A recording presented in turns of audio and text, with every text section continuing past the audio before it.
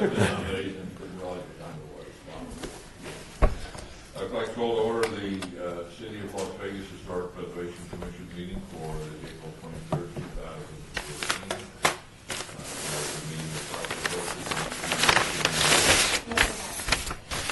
Item number 3, public comment during this portion of the agenda must be limited to matters on the agenda for action. If you wish to be heard, give your name to the record.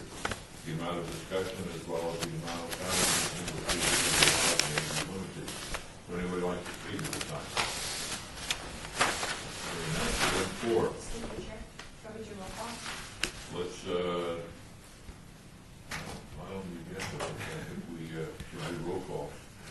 Okay, Chair Stolwell, Here. Vice Chair White, Here. Commissioner Wright, excused, Commissioner Housh, excused, Commissioner Clink, Here. Commissioner Beth, excused, Commissioner Hotchkiss, Here. Commissioner Surface, excused, Commissioner Bellis, Here. Commissioner McMillan Arnold, Present. Commissioner Levine, excused, Commissioner Billman, Here. and Commissioner Mooney. Here. We have a quorum of 8. Okay, thank you. Thank you. Item number 4, for possible action, approve the final minutes by reference of the regular meeting of March 26, 2014. Look for a motion. Excuse me, Chair, we have to hold that item in advance. The minutes are not ready. Look for a motion to hold in advance. So move. Okay. Discussion. Public, hearing none. All those in favor say aye. Aye. Those opposed, motion carries.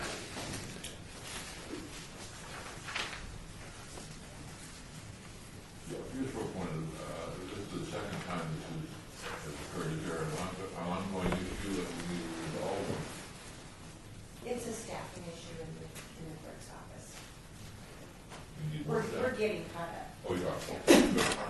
Item number 5, HPC 53611, for possible action regarding the draft nomination of Garrison House to the United States Register of Historic Places and the National Register of Historic Places located at 1001 F Street. For a motion.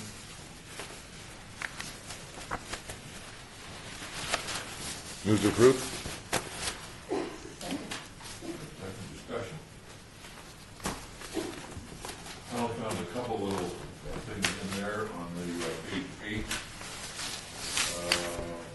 where it says the west side.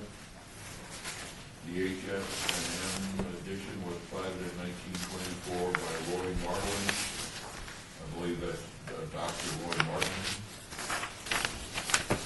That is the next person for it, name is the doctor. I'm pretty sure that's what it is. In the next paragraph, it says in a flat out statement in 1925, there were only 25 blacks in town.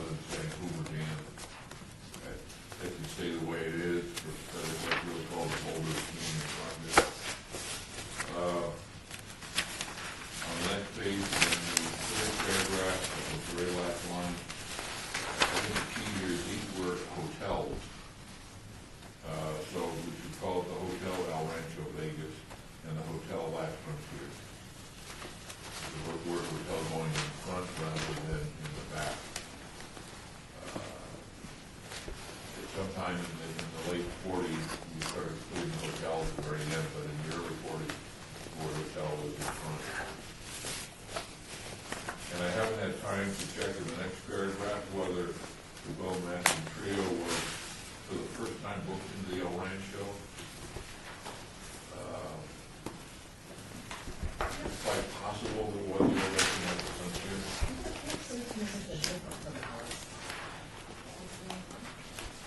This one is, I printed off the website. So this Are is- you looking, Chair, I'm sorry, are you looking at the state or the national? well, that would be the issue are different. They're slightly different, but when you're saying page 8 and page 9, it should say at the top of that page that you printed out.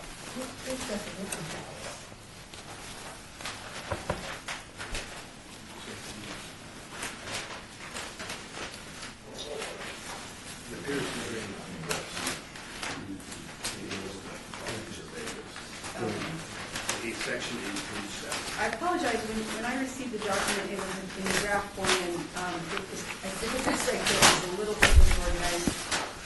So you just might want to refer to the bottom, or if there's no page number, there are page numbers. Now, let me go back to the front and read from what I am reading from.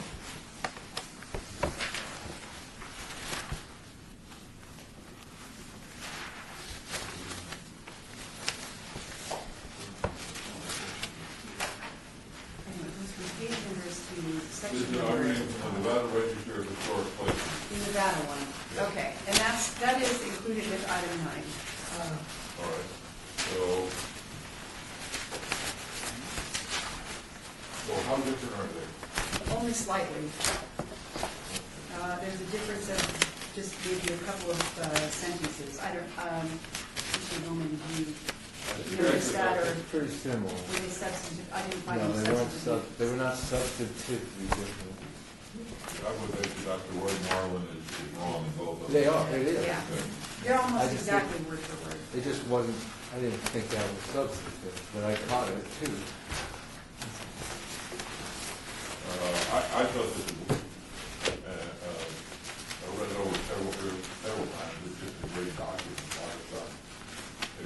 I just had a couple more, fairly minor, although one may not seem minor. This one certainly would seem minor. On section 8, page 6, it has the Moulin Rouge lasting 5 months, and since I've been fighting to get it down from 6 everywhere, it's always published as 6, and it's really only 4.5 from May 25th to October 10th. So it's really minor. I don't care if they make that change, but it's 4.5, not 5. And it's not. And the other one, which people might not agree with me, there's on section 8, page 7, there's a sentence that says, in 1942, El Rancho Vegas began offering stage shows featuring big-name entertainers, many of whom were black. I've checked on this more than once. It's just not the case. There wasn't any big-name entertainers of any color until about 44. And so I would just suggest that they take out the part of that sentence that refers to big-name entertainment. I mean, I've looked and looked at El Rancho for years, and there weren't any big-name entertainers there. So in that year. So personally, I would take that part of the sentence out. The first significant African American, the first color line was broken in 1944, Yeah. in the latter half of 44. Other than that, you had jugglers. Well, it doesn't specifically say black. It just says featuring big-name entertainers, Okay. many of whom were. I mean, yeah. Well, anyway, we're saying the same thing. I would take that part out about big-name entertainers.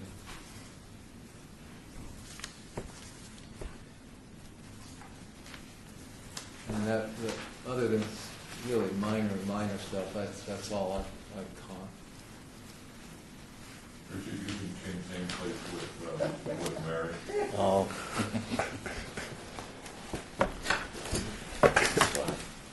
Thank you, Chairman. Hey, how you doing, man? This is, all these nominations are important. It goes to the national and state register. This one has some special significance because it covers more than just the Harrison House. I think this is a document people were referring to. So the more more we can get it right on target, the more it can be coming up. I've got a couple, I don't have them in front of me, I'll email them to Courtney. They're just typos, I mean, they're just really minor, but I'll, We have a motion and we have a second. Can we include the changes that were made in that motion? Yes. We have a motion Second. and a second.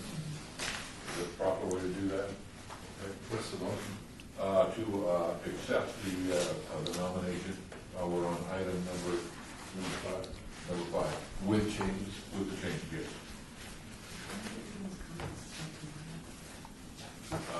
Any further changes or comments? Hearing none, anybody from the general public? Hearing none, all those in favor say aye. Aye. Those opposed, motion carries. That was HPC 53611, item number 5. The next one is HPC 53617, possible action regarding application for certificate of appropriateness for construction of an arena at the Floyd Land Park at Julie. Fortis Figueros has submitted an application for the certificate of appropriateness to construct the arena. As shown, there are a couple of options shown on the attached map. On January 22nd of this year, the Commission approved with conditions the application for a certificate of appropriateness to construct the Community Equestrian Center. And at that time, staff recommended that all new fencing be submitted to myself prior to construction, and that all new fencing would be white. The green arena was purchased and installed without coming to staff, and so staff is recommending denial based on that prior recommendation. However, I would like to note that the only reason that we're recommending denial is because of that prior recommendation, because there are a lot, all of the historic buildings have green trim, and the staff does not feel that the green arena is not contextual with the historic buildings at the park. Have you had a discussion with them? Yes. Do they understand the importance of coming back to the future before they do anything? I didn't do anything. It's not been built or anything. It's Oh. has not been installed. Oh, Nothing's been done. It was donated to us as dark green arena to match the gates that were put in. Excuse me for interrupting. no, please, I apologize. I was told that it was already. Oh.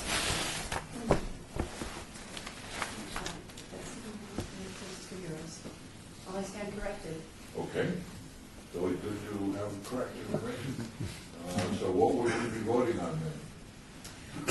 Just because we had recommended that the fencing be white, I believe that we still have to recommend denial, but the commission is free to vote as you see fit. For a motion to, Could we hear more from her about what they're yeah, sure, please. Hi, Sydney Knott, President Founder of Horses for Heroes. We came before you in January, and we are thrilled that we have opened the Horses for Heroes Community Equestrian Center. We got the City Council approval last week for the lease, and so we're excited. We've been having a lot of fun out there. A lot of the communities have been coming out. The issue of a white metal arena is what we're talking about. In the summertime, when we go 24-hour all year long, most arenas are not white. I can see the purpose of white wooden fencing, very decorative, but from a functionality purpose, a white metal arena is not really ever used in the horse world. It's very glaring. You can just imagine looking in the heat of summer at a white arena being very glaring. It will stand out on the parking lot as being just kind of sticking out like a sore thumb. And we contacted several of the people that build arenas, Balin, Tartar, Prefert. Prefert is one of the only companies that makes white panels. They usually come from the East Coast and are about 3 times the price. A company called Balin, which makes the beautiful dark green that matches the green out at Floyd Land Park and matches the gates that we put in, gave us an amazing price. I haven't even seen an invoice yet. It's such an amazing price, and they delivered them at no cost, and they stacked them all right there, pending for the discussion. We believe on the location where we would like to put them was once the site of alfalfa fields at the park.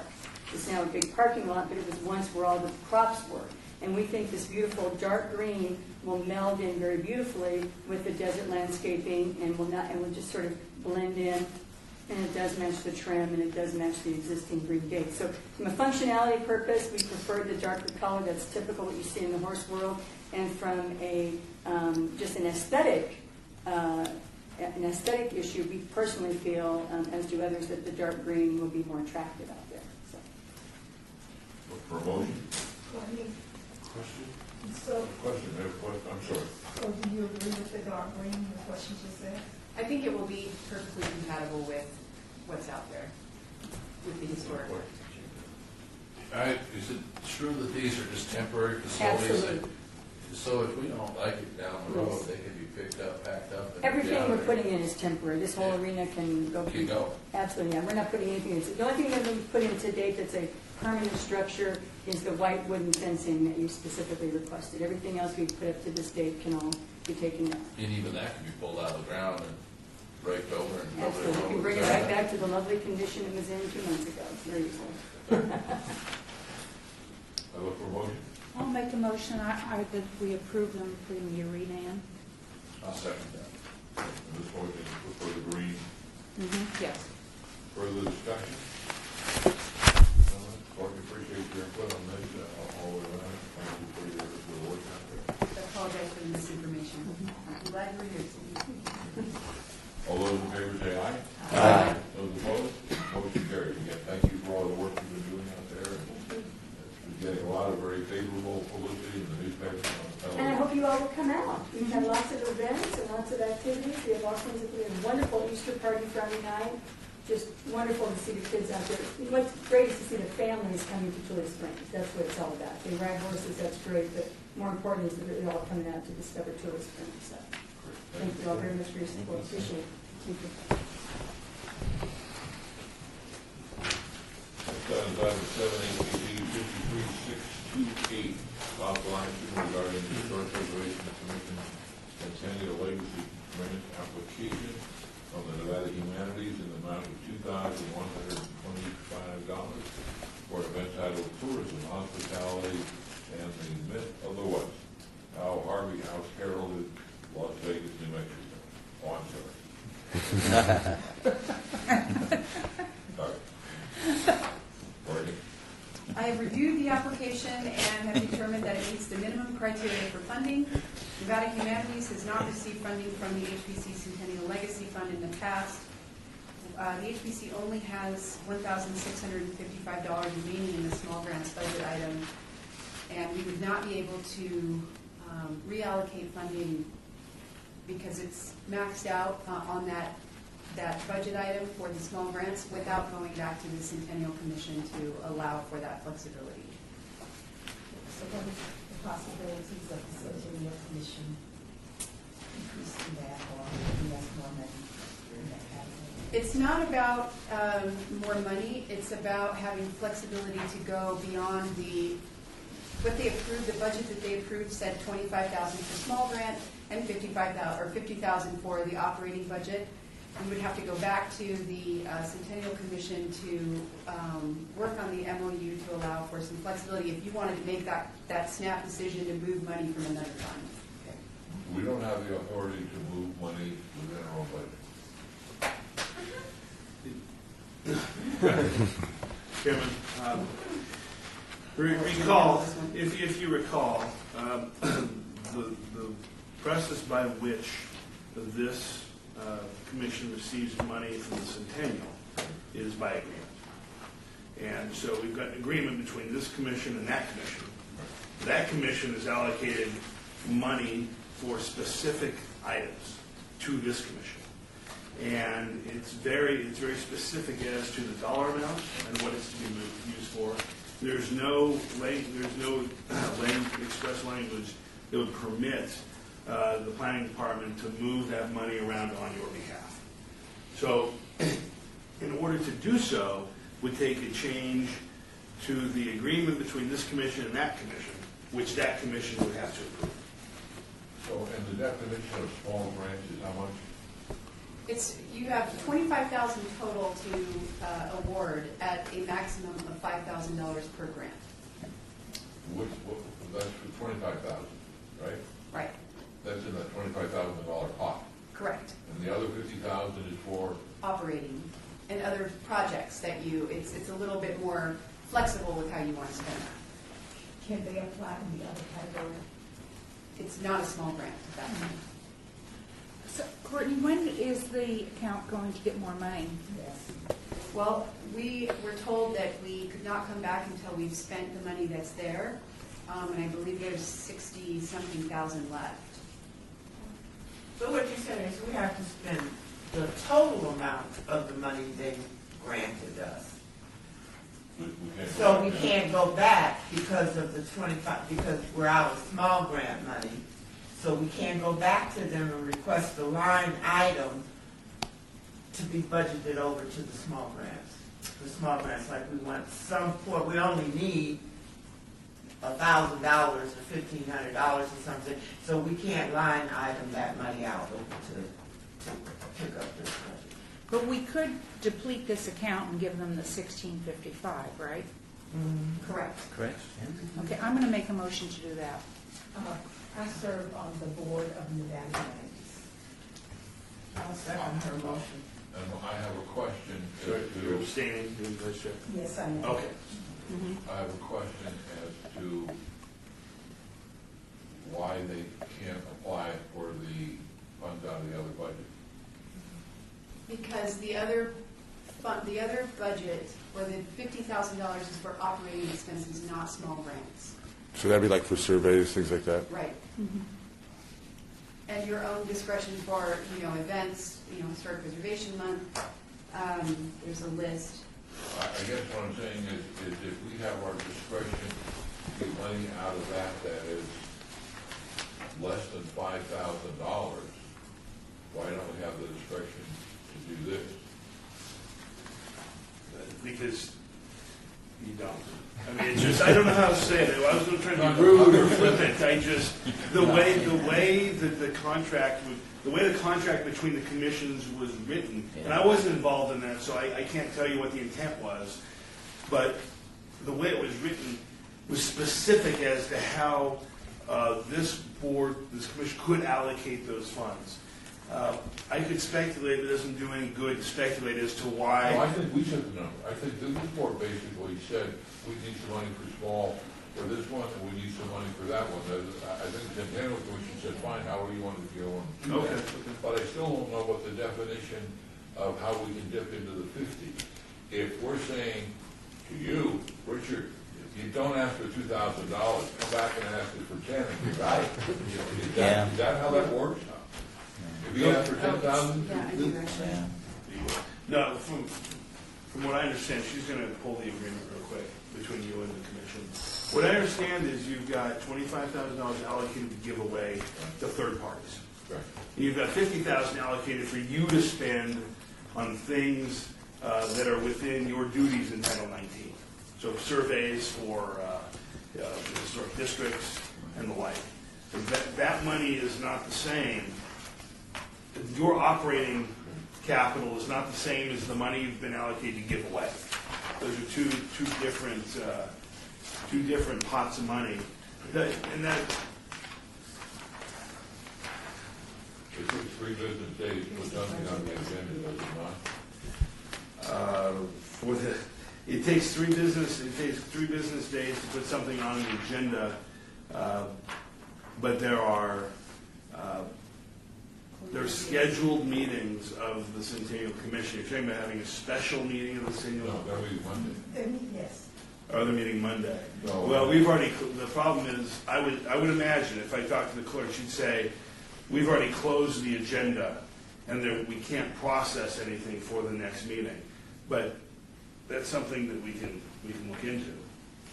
And I would also like to add, I won't be here. I'll be available. So when's the next? Monday. But if we could make that one, then it's what, every quarter? Yeah, report. Yeah. But we have to, so the other thing is rewriting the contract and getting it before all the board members. I'm not saying we shouldn't do it. Are we on that agenda? next Monday? No, because I won't be here. So there's no HPC on the agenda. No. Okay. Let me read to you what the grants of funds is used for. So, subject to the terms of this MOU, Commission hereby agrees to provide to the city, that's the HPC, $75,000 for certain projects described as follows. $55,000 to be allocated, and I'm paraphrasing, so it doesn't take me an hour to read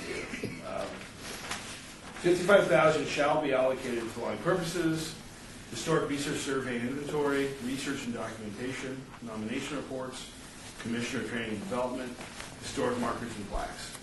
So those 5 things, you're permitted to spend the $55,000 on. 1.2, $15,000 is for small grants, $1,000 to $5,000. The city, through the HPC, will provide small grant awards to organizations and individuals for the purpose of commemorating the history of the city of Las Vegas, including but not limited to historic markers. That's interesting. Historic sites, cultural heritage and tourism, oral history, historic survey, documentation, museums and archives and education. But the difference between 1.1 and 1.2 is 1.1 is for you to spend, 1.2 is for somebody else, a third party that comes to you to spend. And then you've got the $5,000 allocated to the awards program. This is those the Historic Preservation Month awards in May. Administration of the grant funds. The HPC, the HPO, in conjunction with the HPC, will administer and monitor projects described and disbursement of the grant funds provided herein. So yeah, this is the way this is written. Is this does not give the HPO, her, the authority, Courtney, the authority to move funds from the $55,000 to the $15,000 or the $5,000. And it's just the way it's How drafted. much money is left in the 55,000?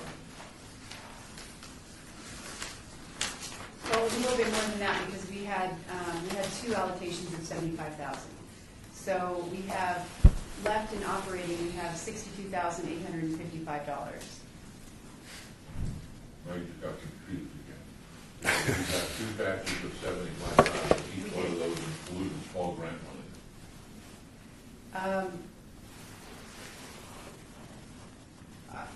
I don't know, we might have spent it. I'm not sure. I'd have to look at the whole history of everything that we spent. We just recently passed a budget, I believe it was last year, that allocated the $25,000 for the small grants. 25,000? Right, of what was left. So,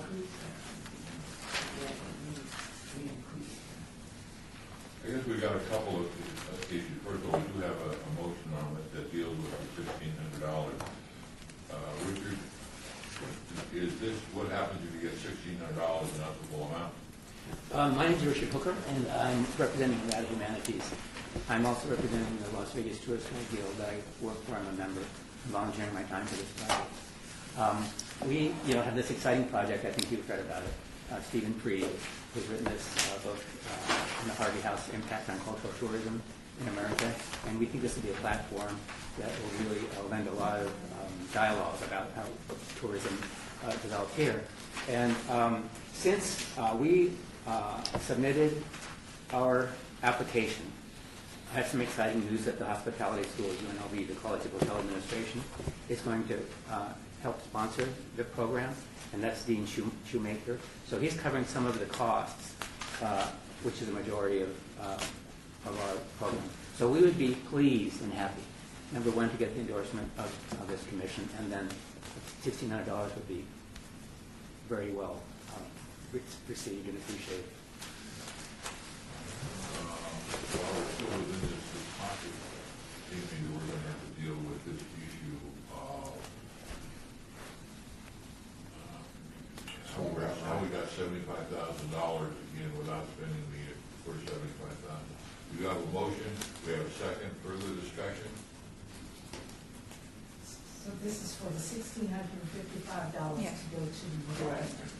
And it's not being able to come up with the totals and request it, that is stop this during the program. Yes, that's correct, because the hospitality school is sending kind support. Further discussion?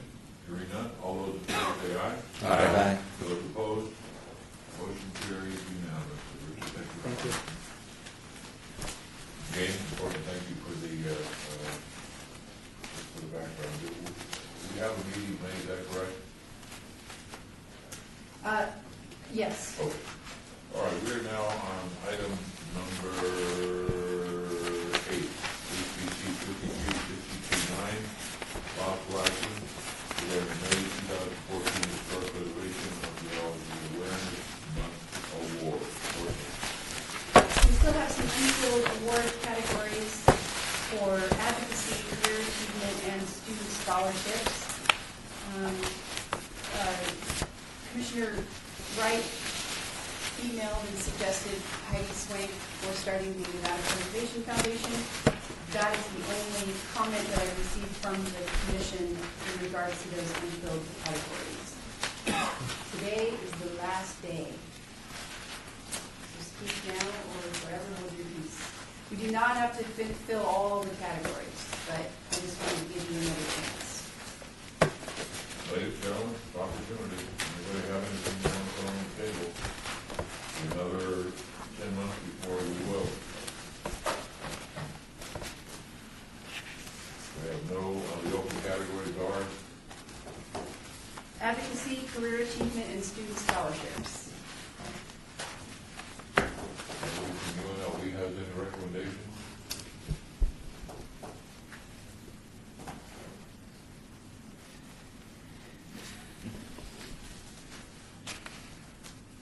I think we received some of those recently, like Nevada, what is that thing that Andy Kirk does? I think they received awards. Student scholarships. You know, the thing that strikes me is that sometimes you work with people that, not only from you, but even those people that, when you walk on water, are perfect. And sometimes we're just recognizing them for a particular thing that they have done. Rather than the vast body of work that they have done, the specific achievement. To me, there's somebody that's been a champion of the Harrison House for a while. I don't know whether or not she would qualify for recognition. There's a lady that works at the state parks, she's a state employee, but I can tell you that in the months she's taken over the old Fort State Park, she's turned things around, brought the community together, historic corridor down there, cleaned the place up, increased visitorship. She's a hard-working individual. I don't know if that fits into our. Yeah, it would, and we're not, we can recognize state or city employees, can we not? Sure. Yeah. Beth Hewitt is her name, and she's been a breath of fresh air down there. Would we say advocacy or? Advocacy in that she is trying to bring in people that live in this community and businesses together to utilize the park, cooperating with other agencies, really reaching out to the community, into the schools, J Street School, for one, a couple of the other local schools, bringing the kids in, really increase the number of student visitors.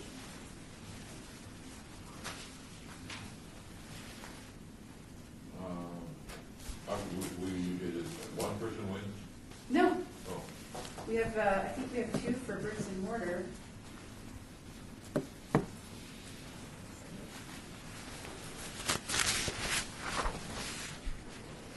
the person I was thinking of was Katie Duncan. Catherine Duncan. She's on the Harrison House. Or board member, she's fought tooth and nail to keep it moving forward. I don't, have we recognized her with that? No, and she's really passionate about that. About parents, And what are the other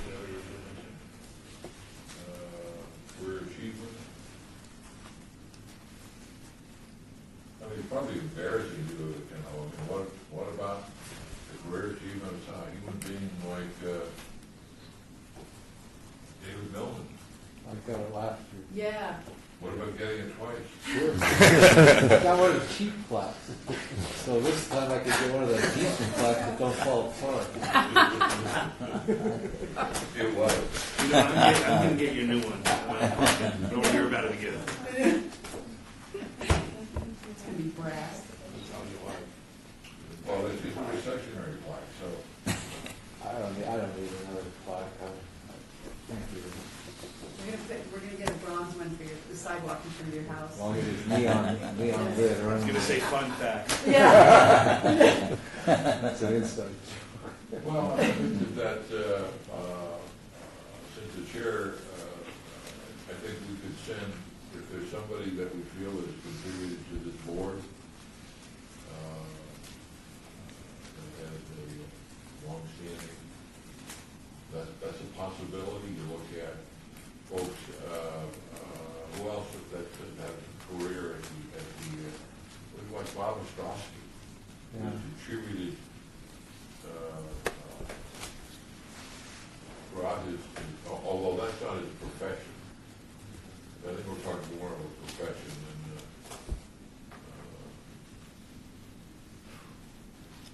are we not, is not what we're talking about? Certainly, a career in the profession of history or historic preservation or. The language says to include individuals who have an exemplary track record in the field of historic preservation and/or archaeology. So it could be even a nonprofit organization or, you know, I don't think that it's specifically professional. What about Helen Mortensen? Helen Mortensen is big time into preserving that dinosaur tract of land that the Air Force, and, you know, there's another gentleman here in town, he owns a car dealership, name slipped my mind. Jim Marsh. Marsh. Yes. He's preserved a lot of Nevada history. He's purchased it, I think, fixed it up, that kind of stuff. And the gentleman in the port hat, the county museum, so it's on Palm Star. George Paul, Paul. What about Helen Mortensen? We have recognized Helen Mortensen, I think it was a couple of years ago, and also Mark Hall Patton, I believe. I would have to double check. I'd throw this on the table, please. I mean, with all sincerity, but when somebody like Tom Hollis, who is for decades has kept history alive in this community unilaterally by himself on television. Right, And he regularly goes on his own time to the museum to make sure he's doing an accurate job. And he's helped Friends of the Fort, he's helped a number of museums, laws, and this sort of thing. Yeah. That's good, yeah. And he'd even mention that on the air. George Knapp used to do that before he got real busy, too. He used to do a lot of history. George Knapp used George, to now do that's true, yeah. But Tom Holly's a great one, but George Knapp, not so much recently, but in years gone by, he's done a tremendous amount of Yeah, he's a real champion too. yeah. Remember, it's $20 a plaque. New ones. That's right. After the old ones. Yeah, but we had like 62,000 to spend. No, we only got 5,000. Yeah, there you go. I think those would be, I think it would help spread the word to both of those. Yeah. We're talking about career. Yeah. Right, the career category. Who's done a great job. Yeah. Gwen's gone, but she did a lot too. Gwen Castaldi is not here anymore, but she did a tremendous She amount. was on the first board, Yeah. Yeah. first HPC board. Well, there were 3 people. Well, those would be the nominations for the. Okay, so just so we're clear, we're adding Heidi Swank for advocacy. Sure. To me, advocacy includes volunteerism. And she does a lot of volunteer. Well, I mean, I sit on the Nevada Preservation Foundation board with her, and we're just jumping in great guns on what we're starting up.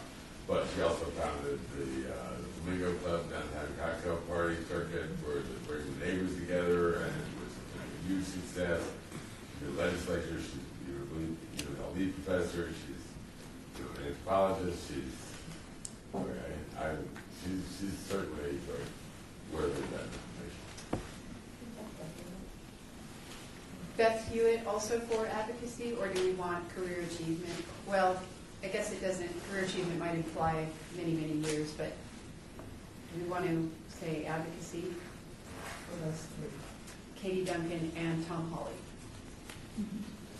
Tom Hawley is career, right? I would put Tom and Knapp in career. Oh, and George Knapp, okay.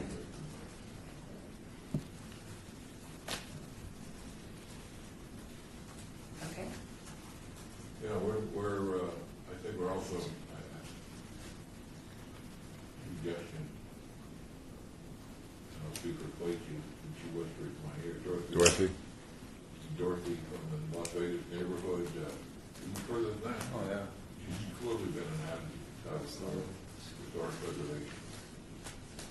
I mean, this is 150th year for the state, and maybe this time we can just be a little bit bigger than we have past years with more people. We had like 10 last year. Oh, we did? Yeah. How many do we have this year? 6, 7, 8, 9. We have 141 to go. Well, Marsh, You know, I endorse Jim Marsh. He has done a lot, for history in general. Yeah, I would too. I think he's a choice. He's clearly, again, he's an interesting human being, Right, that's but what he's he's- done a lot for, I need, with these, I'm sorry to interrupt, with these nominations, I need the commissioners who are making the nominations to supply me with a little bit of information that I can put on the let's take awards. George and Tom off there and, So if you could just email me as soon as possible, because I have to get this to the council office tomorrow. So who's going to do which one? Tom and George. I'll take Beth Hewitt. We have to have it tomorrow. Yeah, the mayor's got to read something about him, And I'm on vacation this afternoon, that's the one. Oh, okay. Because I've interviewed Jim Marsh, so I have all the information on him. Oh, perfect. This is on Okay. No, tomorrow's fine. Could you send it over there, What do you want to send to me? Mary House? Send one. I've never interviewed Jim Marsh. No. If she's interviewed him, So then she's I'll do good it to tomorrow go. morning. I'll be located on Courtney. No, I'll put it in tomorrow morning. Just, it's just a couple of sentences about what they've done so that I can, basically, it has to fit on the plaque. I will do Catherine Duncan and Jim Marsh. Okay. Just the legal stuff. Right. No arrest records. Okay, do we need a nomination, or a motion for these? We don't have everybody taken care of. Who missed You it? still have Dorothy. Right. Don't we have her bio in this edition? Of the, We have Courtney. why isn't there something that you could call it the bio that was last time? I would add that I'm off at noon tomorrow. I'm sure that I can do Dorothy right. Yeah, we could, it doesn't have to be extremely specific, just a couple of sentences that really, Goes on the award right, for exceptional heroism. Oh, exactly, and justification for the award, right? right. Those 2 or 3 sentences should justify why.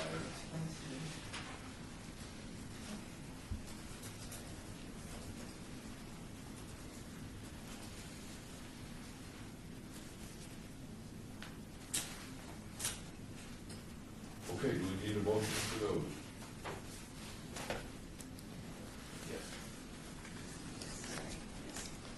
Would you read the names, and then somebody could make the motion, cover those names? Yes. We are, the additional awardees that were approved today are for advocacy, we have Heidi Swank, Katie Duncan, Beth Hewitt,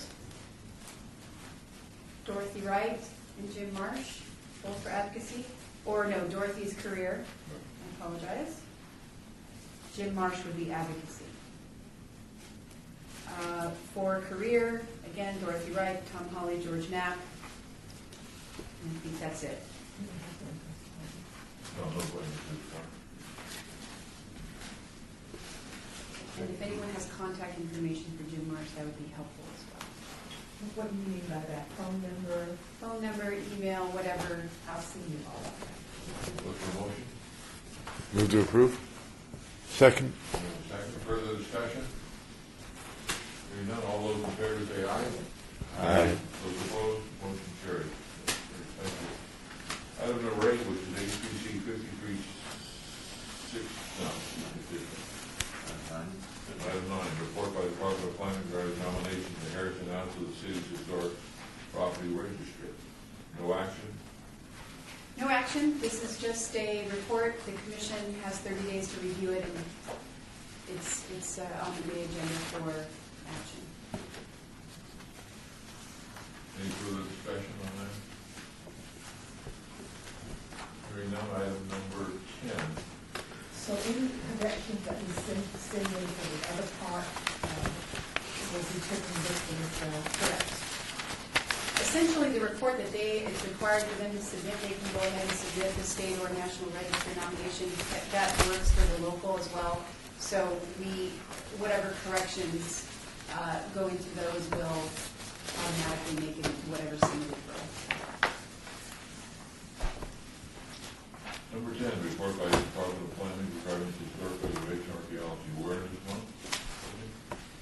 We have the link online. If you look on the city's historic preservation webpage, there's the link to a flyer that gives the locations and the route. The tickets should be going on sale through that through the Vegas Valley Food Tours site within the week. They actually got the ticket price down to $99, so it saves $10. And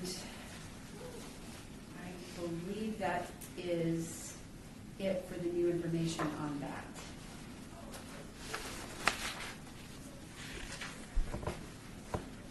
Any questions? Item number 11, which is a report by the Department of Planning regarding historic and archaeological resources in the local community.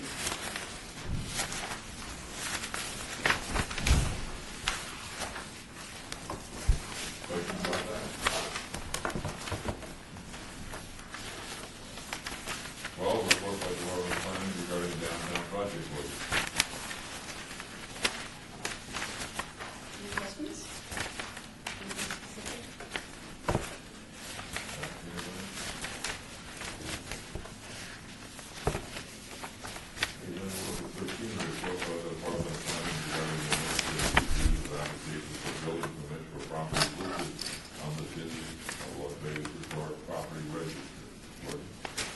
Staff approved an application for a certificate of appropriateness for a new roof at 618 Park Paseo, the contributing property in the John S. Park Historic District. It's a vinyl composite roof in the August brown color. It meets the John S. Park Neighborhood Historic District design guidelines for roof. Question? Hearing none, we'll go to item 14. Discussion regarding comments for future agenda items by the Historic Preservation Commission. Comments made during this portion of the agenda by the commission members shall refer solely to proposals for future agenda items, and any discussion shall be limited to whether or not such proposed items are within the purview of the commission and whether or not the proposed item shall be placed on a future agenda. No discussion regarding the substance of any such proposed item shall occur, and no action shall be taken on the proposal. Anything you would like to see on the next agenda? I'd like to see our budget with the Las Vegas Centennial Commission on the agenda, a discussion over the memorandum of understanding between the HPC and the Centennial, the breakdown of how we spend the money. And then an update on where we stand. If I remember right, we have $75,000 and we have completed the small grant portion of that $75,000, but we received an additional $75,000 have also disputed that as well. We just get an update on the budget, to see how much money we have in that category that would be spending on things that we would spend, or how that plays out. I would also add, just really quickly to this, we may have to limit the number of small grants, not necessarily the amount of money, simply because we don't have the resources to administer them.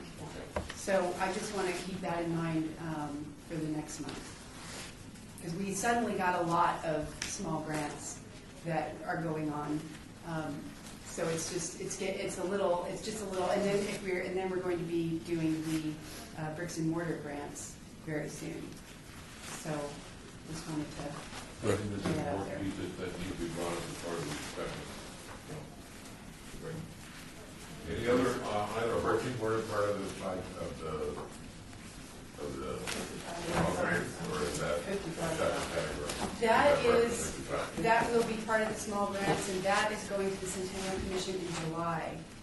So we are going to be submitting a revised MOU for that, to allow the HBC to award those grants. And then we are also looking at language to allow some flexibility among the funds.